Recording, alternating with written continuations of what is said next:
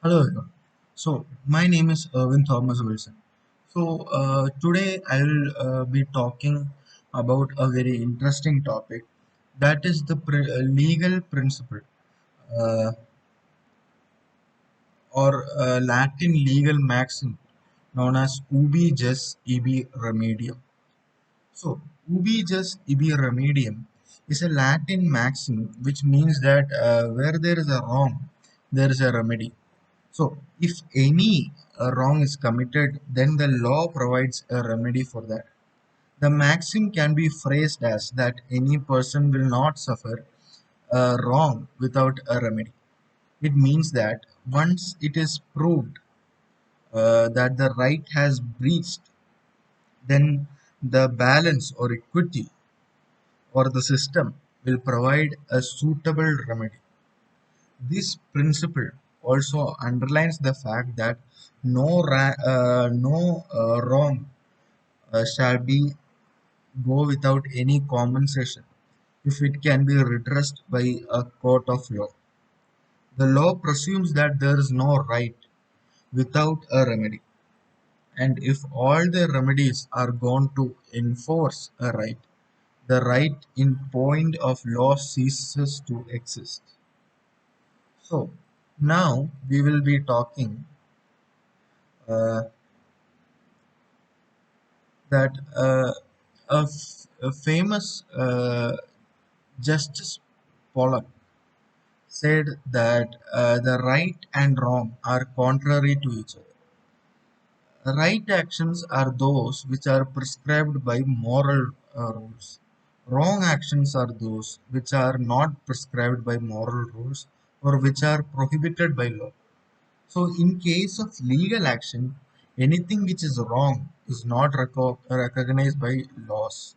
So, it is presumed that whenever a wrong is committed, it means the legal duties have been omitted. Hence, the existence of duty involves a right, then it also provides the possibility of a wrong. Duty, right, and wrong are not separate.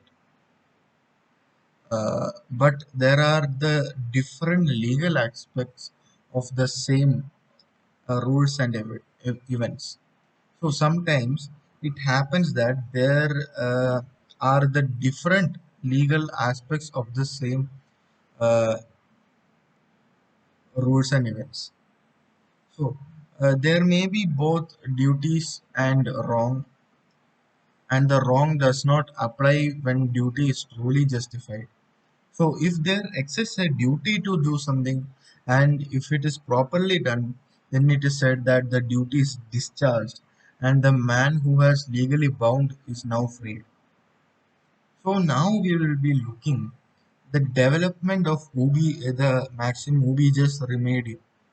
So the law of tort is said to be the development of the maxim ubi just ubi remedium. The word just means legal authority to do something or to demand something. The word remedium means that the person has the right of the action in the court of law. The literal meaning of the maxim is that where there is a wrong, there's a remedy. The Circuit Court of Appeals of the United States of America in the case of Leo Feist versus Young observed that it is an elementary maxim of the equity of jurisprudence. That means the balance, the weighing scale of the legal system exists on this principle, and there is no wrong without a remedy. The maxim also says that there is no remedy without any wrong, and the person whose right is being violated has a right to stand before the court of law.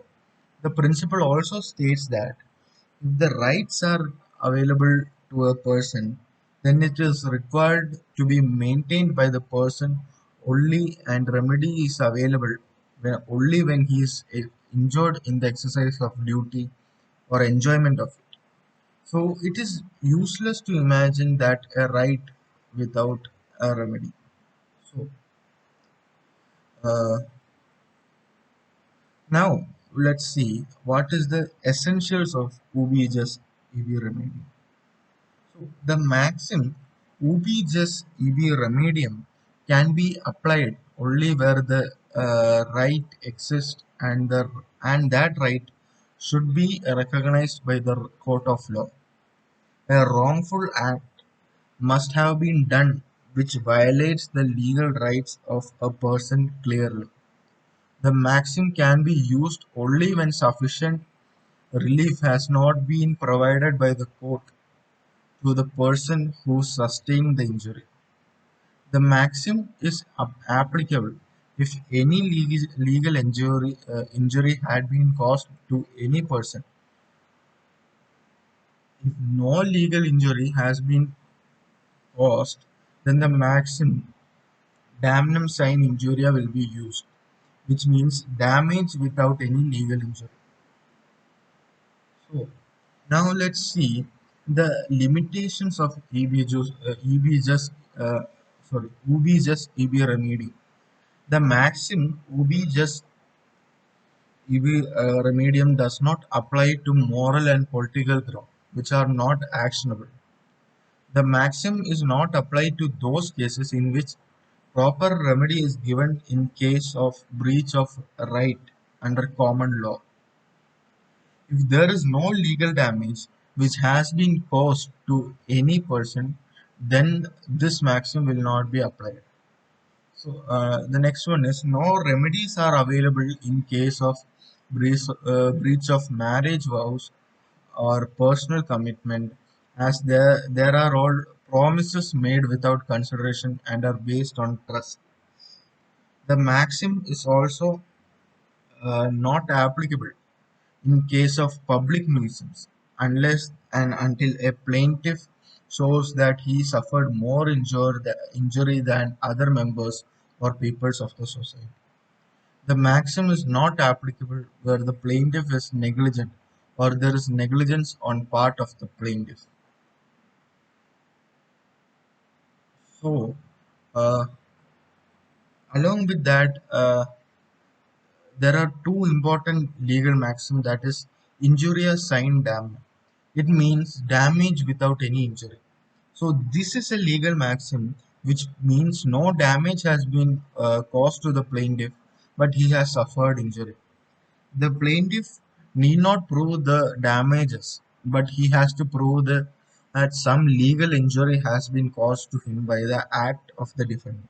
The injury suffered by the plaintiff is not a physical injury, but the legal rights of the plaintiff are violated, and compensation is awarded to the plaintiff for the loss caused to him.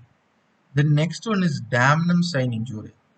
As we discussed earlier, the maxim means damage without any injury. So no injury has been caused to the plaintiff, but he suffered damage. The plaintiff's legal rights are not violated. If legal rights are not violated, but injury has been caused to the plaintiff, then in such situation, plaintiff can bring an action against the defendant, and generally they are not actionable unless there is a legal right present. So now we will discuss some famous case laws on ubi remedium. So one of the famous cases is that Ashby versus White. In this case, the plaintiff was a qualified voter, and he was detained from giving a vote in a parliamentary election by the defendant, who was a police officer.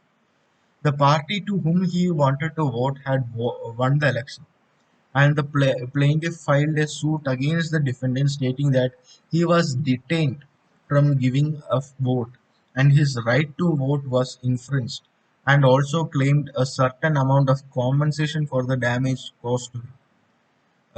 The defendant in his defense said that the party to whom he wanted to vote had won, and the election won the election, and therefore no damage and injury was caused to him. So in this case, the court held that no damage or injury was caused as the candidate for whom the plaintiff wanted to vote had won the election, but his right to vote was violated.